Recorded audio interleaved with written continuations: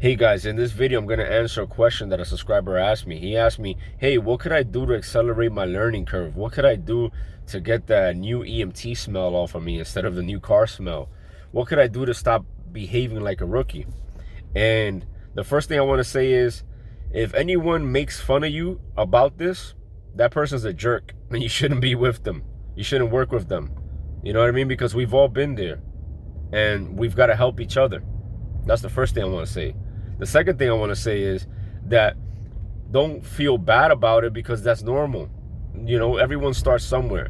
Now that we got that out the way, I want to say that the best way that you can go ahead and accelerate your learning process, and I'm going to give you my example of what I did and how I remedied this situation at the end.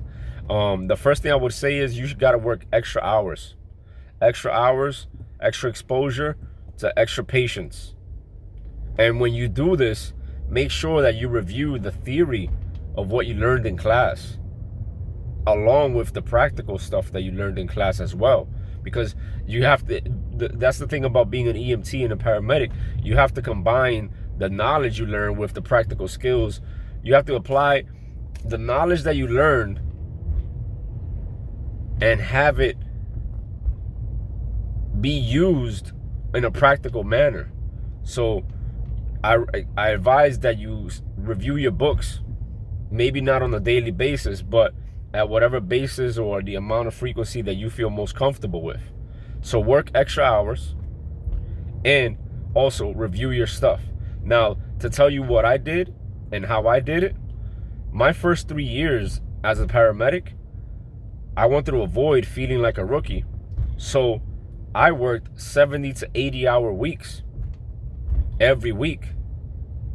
And I put myself in the eye of the storm, where this was the worst neighborhoods in the entire city of New York, way before the gentrification. I worked in the South Bronx, in Harlem, in Brooklyn, Red Hook, Brooklyn, all these areas. And I worked with partners that had way more experience than I did and that I looked up to.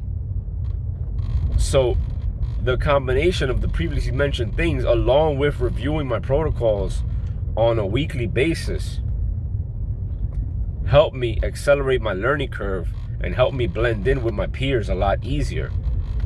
And that's the way I did it. So within those 3 years of working all those hours, basically on a weekly basis, I mean, I was 22 years old at the time, so I didn't mind it at all.